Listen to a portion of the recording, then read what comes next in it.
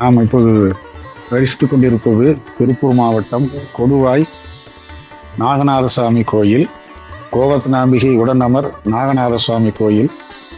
இது கிட்டத்தட்ட 1100 ஆண்டுகள் கடந்த கோயில்.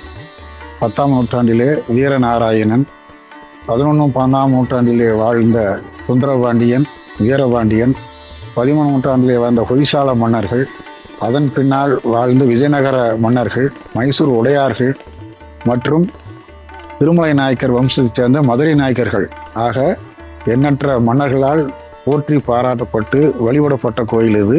கோயிலினுடைய பின்பகுதியில் 10ஆம் நூற்றாண்டைச் சேர்ந்த தவ்வையினுடைய சிற்பம். ஜேஷ்டாதேவி தன் மகள் குளிகையோடும் மகன் குளிகனோடும் மகள் மாந்தியோடும் இருக்கின்ற 2 சிற்பங்கள், மிக அரிதான சிற்பங்கள் இந்த கோயிலில் இடம்பெறுகின்றன. வாருங்கள் காணலாம். உங்க நாட்டு பகுதியில் அமைந்த கோயில்களில் ஒரு சில கோயில்களில் மட்டுமே நாம் தவ்வை சிற்பத்தை பார்க்கலாம். தவ்வை என்பவள் திருக்குறளிலேயே செய்யவள் தவ்வையை காட்டிவிடும் என்று வள்ளுவரால் சுட்டப்பட்டவர். எவனொருவன் சோம்பேறியாக இருக்கின்றானோ அவனுக்கு திருமகள் வழி கொடுக்க மாட்டாள், தன்னுடைய மூத்தவளாகிய மூத்த தேவியை வழிகாட்டி விடுவாள் என்கின்றார் திருவள்ளுவர். இங்கு நாம் பார்ப்பது ஜேஷ்டாதேவி, மூத்த தேவி. பார்க்கடலை கடந்தபோது முதலில் எழுந்த தேவியே இவர் என்று பெயர். ஒரு காலத்தில் நம்முடைய விவசாய பூமிகளின் அருகே களத்து மேட்டில் விவசாயினுடைய தெய்வமாக, தாய் தெய்வமாக, தமிழ் தெய்வமாக இது வணங்கப்பட்ட தெய்வம். பிற்காலத்தில் ஏதோ ஒரு காரணத்தினாலே கோயிலிலிருந்து வெளியேற்றப்பட்டு திருச்சொற்றில் அமைந்திருப்பது பார்க்கலாம். இந்த சிற்பமே கிட்டத்தட்ட 1000 ஆண்டுகள் பழமையான சிற்பம். கையிலே தாமரை மலை ஏந்திருக்கின்றார்.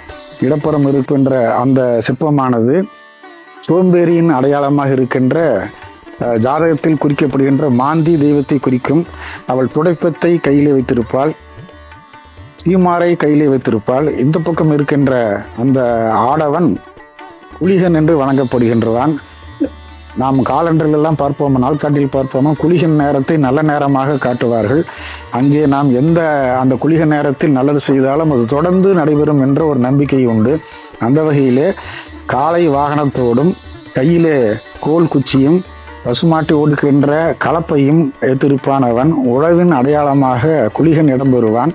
சோம்பலின் அடையாளமாக மாந்தி தெய்வம் இடம்பெறும். எனவே ஜாதகத்தில் மாந்தி தோஷம் இருப்பவர்கள் இந்த ஜேஷ்டாதேவியை தேய்பிரை அஷ்டமி நாட்களிலும் கேட்டை நட்சத்திர நாள்களிலும் வழிபடுவோமானால் நம் ஜாதகத்தில் இருக்கின்ற மாந்தியின் குறைபாடுகள், அதனால் வரக்கூடிய சில தீங்குகள் எல்லாம், தரித்திரங்கள் எல்லாம் நீங்கும் என்பார்கள்.